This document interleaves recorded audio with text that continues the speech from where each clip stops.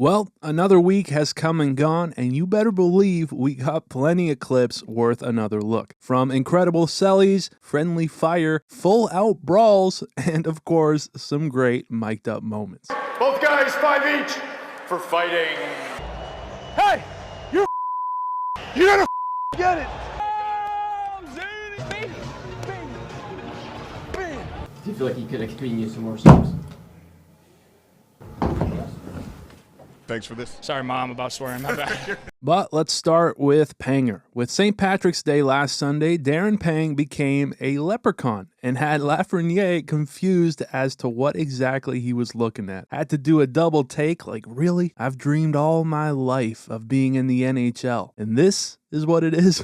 He also had himself some kind of green concoction, and so Panarin had to come over and take a sneak taste at the secret leprechaun juice. You gotta stay hydrated. Then, you remember in last week's video, we got a full team round of butt taps on TJ Oshie for his 1000th game? Well, this week, officially honoring his 1000th game, he was mic'd up.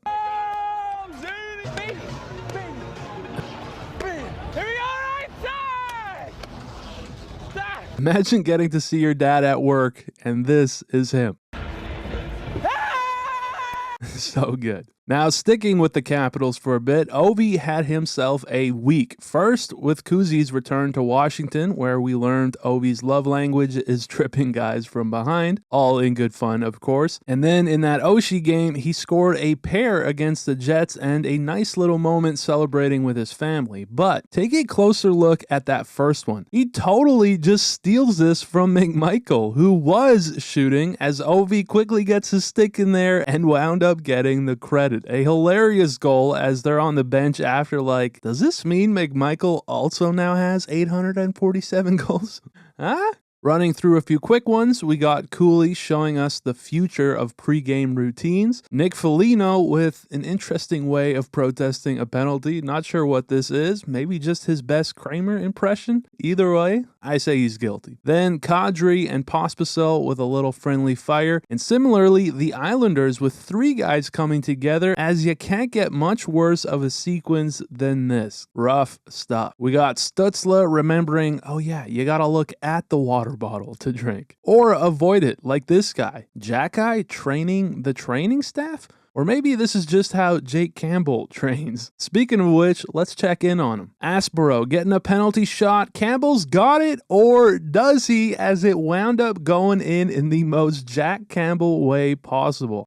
Poor guy. Then Delorier with the good vibes. Atta B, boys. Wait, did you see it? Delorier giving Lawton a little smooch on the neck. And finally, in the OHL, Ludwinski would call game with the Hattie before breaking out the Selfie Celly. And it was a crazy week in some of the other leagues. In the AHL, not only did we get that strange goal off of Campbell, Coachella Valley would draw a penalty, then missed a pass, and with the goalie coming out, they scored on themselves. Brutal. In the WHL, it was a full-out brawl with Regina and Moose Jaw. Then suddenly, a goalie fight at center ice, capped off with the coaches nearly going at it. Just a crazy scene in Moose Jaw. And lastly, in the CCHA playoffs, Michigan Tech down a goal with a chance to tie it up on the penalty shot, which was exactly what they did. But further, in the dying seconds, puck on net, and they would score, coming back from the deficit to win it. This one off the boards, back over the net and in, as again, they'd come back, and this goal sent them to the finals. But with that, let's head over to Calgary, where during intermission, this kid would score on the shootout and then hit one of the best cellys you'll ever see. I mean, come on. I would absolutely kill to see someone pull this off in the NHL. Speaking of the shootout, Zibanejad would hit the Forsberg against Florida with a beauty of a goal. Even Bob had to acknowledge it, as the Rangers would take the dub, and it was high fives all around until the Empire State Building, as Kreider, with an idea, puts the glove on his stick and gets up to the big man's level. Pretty good stuff, and I honestly hope this becomes a thing. Now, you ever hear this Gordie Howe quote? All hockey players are bilingual. They know English and profanity. Well,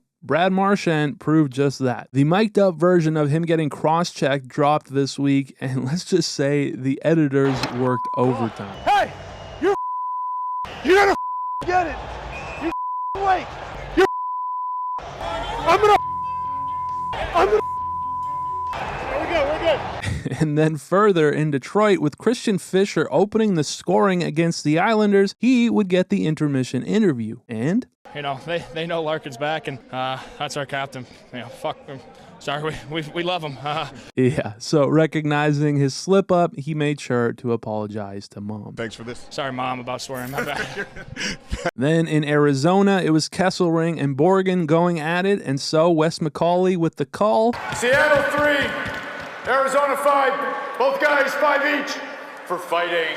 As only he can. It still gets me every time. And then this is real footage of the game Felix Sandstrom had. Not his best. And so Torts, asked about it, was speechless. Wasn't too happy with his performance. He just felt like he missed a couple there. Did you feel like he could have used some more subs?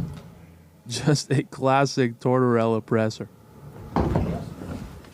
Meanwhile, in New Jersey, I don't even know what this is, but you ever wonder about fate? Because look no further. In Dallas, with an empty net, first they ring it off the pipe, then a brutal open net miss. I mean, come on. But then finally, just when it appeared they had scored, it would get called back for offside. If you're a betting man, I hope you took the under on this one. Some more quick ones. We had Bedard getting mounted by Addison, which, yeah, you just can't have it. We got wrestling meets hockey, and I'm not much of a wrestling guy myself, but this was kind of fun. A little Bruins-Leafs rivalry. Good stuff. And what happens when you get Nashville, Detroit? Well, you get a catfish and an octopus on the ice at the same time. That's what. It was an aquatic zoo out there. As in Boston, we got a bear suit on the ice off of a pasta hattie. I'd be taking that home myself as well. And lastly, we'll finish with what was a nice moment. JT Miller getting Miller chants with his daughter in the barn.